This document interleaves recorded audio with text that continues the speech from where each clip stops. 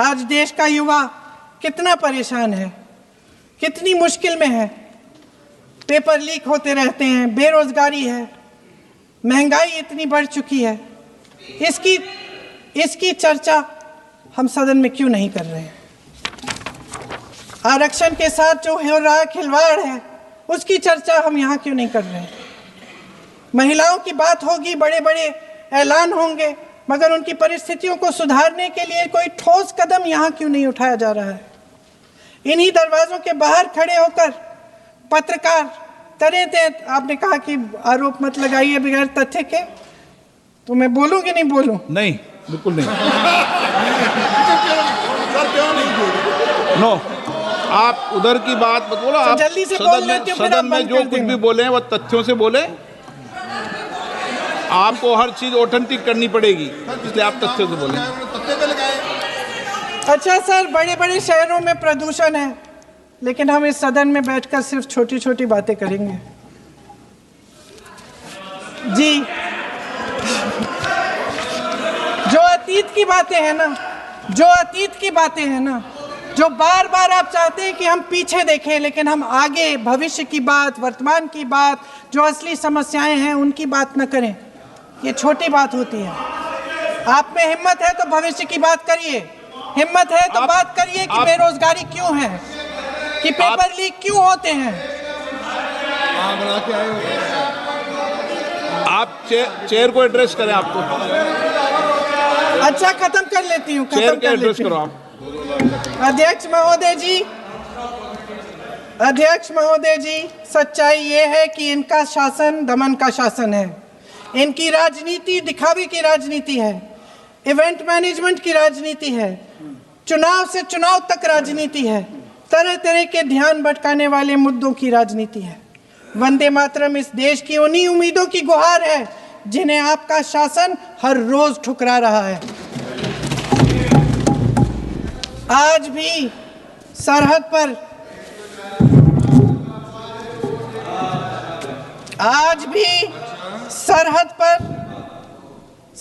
पर जवान जब दुश्मन का सामना करता है तो उसकी छाती में वंदे मातरम गूंजता है।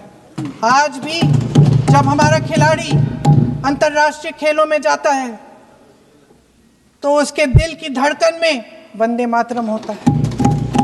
आज भी इस देश के करोड़ों देशवासी जब अपने राष्ट्र ध्वज को फहराते हुए देखते हैं तो उनकी जबान पर वंदे मातरम, वंदे मातरम, वंदे मातरम आता है।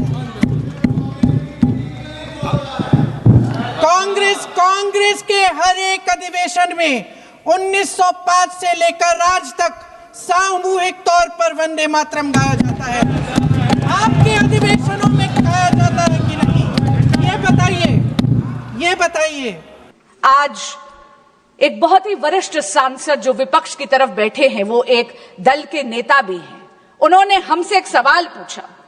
उन्होंने पूछा कि आप कितने सेक्युलर हैं। मैं पूछना चाहती हूं विपक्ष से, खास करके उस नेता से और कांग्रेस पार्टी से, कि धर्मनिरपेक्षता की आड़ में सांप्रदायिक ताकतों के आगे घुटने टेके कांग्रेस पार्टी ने, जिसने 1937 में त्रिदेवी यानी हमारी शक्ति की आवाहन वाले सभी छंदों को बेरहमी से वंदे मातरम से काट दिया, और आप हमसे पूछते हैं कि हम कितने सेक्युलर हैं। महोदया, जब ऐसे तुष्टीकरण की राजनीति के पटल पर वंदे मातरम की बलि चढ़ा दी थी, इसीलिए स्वर्गीय श्रीमती सुषमा स्वराज को 1996 में इसी सदन के पटल पर यह बोलना पड़ा, हाँ हम सांप्रदायिक हैं क्योंकि हम वंदे मातरम गाने की वकालत करते हैं, क्योंकि हम राष्ट्र ध्वज के सम्मान के लिए लड़ते हैं। महोदया, ये मोदी का नया भारत है। ये भारत वंदे मातरम के मूल मंत्र को आत्मसात ही नहीं करता, बल्कि ग्राउंड पर उसको चरितार्थ भी करता है। ये मोदी का नया भारत है, जहां पर बिन मांगे मैटरनिटी लीव को 12 से 26 हफ्ते बढ़ा दिया जाता है। ये है वंदे मातरम। ये मोदी का नया भारत है जो नारी शक्ति वंदन अधिनियम पारित कर महिलाओं के राजनीतिक सशक्तिकरण के लिए पथ प्रशस्त करता है, ये है वंदे मातरम। ये मोदी का नया भारत है जो आयुष्मान भारत में विश्व की सबसे बड़ी हेल्थ इंश्योरेंस ही नहीं, हेल्थ अश्योरेंस स्कीम देती है, 5 लाख रुपए का मुफ्त इलाज देती है। वे वंदन कार्ड से हमारे वरिष्ठ नागरिकों का भी ख्याल रखती है। ये है वंदे मातरम। ये मोदी का नया भारत है जो न्यूक्लियर एनर्जी और भारत की स्पेस को एकाधिकार यानी सरकारी एकाधिकार से निकालकर भारतीय की युवा शक्ति उसमें अपना योगदान दे पाए, इसके लिए उसको खोलती है। ये है वंदे मातरम। ये वंदे मातरम की पराकाष्ठा है कि मोदी के नए भारत में भारत की अर्थव्यवस्था 11वें नंबर से वैश्विक पटल पर 4थे नंबर पर आज आ गई। ये मोदी का नया भारत है जहां पर वंदे मातरम चरितार्थ होता है मेरे देश के युवा के लिए, जहां पर भारत की स्टार्टअप इकोनॉमी वैश्विक पटल पर 3rd लार्जेस्ट इकोसिस्टम बन जाता है। लेकिन आज मेरा मन बहुत व्यथित है। मेरा मन बहुत व्यथित है क्योंकि एक बहुत ही माननीय सांसदा ने यह कहा कि वंदे मातरम की बहस हो रही है। महोदय, शायद मेरी तरह वो भी पहली बार की एमपी है। हम दोनों ने इस सदन में मात्र 12 महीने ही गुजारे हैं। आपके माध्यम से मैं उनको कहना चाहूंगी कि ये चर्चा है जो सकारात्मक होती है, ये बहस नहीं है। माननीय सांसदा ने कहा कि आप अतीत में क्यों मंडरा रहे हैं। महोदया, मैं आपके माध्यम से कहना चाहूंगी कि जो सभ्यता अपने इतिहास को भुला देती है उसका कोई भविष्य नहीं होता, क्योंकि इतिहास से यदि आप उसकी गलतियों से सीखते नहीं हैं तो इतिहास वो गलतियां आपके लिए दोहराता है। आज उन्होंने कहा कि ये चर्चा एक चुनावी अमले में है क्योंकि उन्होंने बंगाल के चुनाव की बात करी। मैं आपके माध्यम से उनको कहना चाहूंगी कि बंगाल वंदे मातरम की जन्मभूमि है। बंगाल वो पावन धरती है जिसने आजादी का ये मूल मंत्र दिया, ये जय घोष दिया, जिसने स्वदेशी का ये उद्घोष दिया। लेकिन आज बहुत गंभीर और चिंताजनक स्थिति में है मेरा बंगाल। क्यों? क्योंकि वहां की रूलिंग डिस्पेंसेशन वंदे मातरम की आत्मा का गला घोट रही है।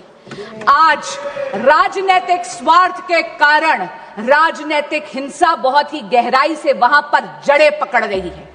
पर आपके माध्यम से महोदया, इस सदन को और इस देश को मैं आश्वस्त करना चाहती हूं, भगवा श्री राम का रंग है, भगवा क्रांति का रंग है। और मैं बंगाल की जनता को कहूंगी कि बहुत जल्दी वो इस अराजकता से मुक्त होंगे, क्योंकि हो गई है जीत की तैयारी, आ रहे हैं भगवाधारी। महोदया, बिहार तो केवल झांकी है, पश्चिम बंगाल बाकी है। मैं अंत में अपनी वाणी को विराम देने से पहले आदरणीय प्रधानमंत्री श्री नरेंद्र मोदी जी का धन्यवाद भी करती हूं और अभिनंदन भी करती हूं कि उन्होंने वंदे मातरम की 150 साल की वर्षगांठ का 1 वर्ष का स्मरणोत्सव जो बनाया है, इससे उन्होंने भारत के युवा को पुनः अपनी धरोहर से जोड़ दिया है। महोदया, वंदे मातरम सतत है, शाश्वत है, समृद्ध भारत की प्रेरणा है, विकसित भारत की आधारशिला है। वंदे मातरम। बहुत बहुत धन्यवाद।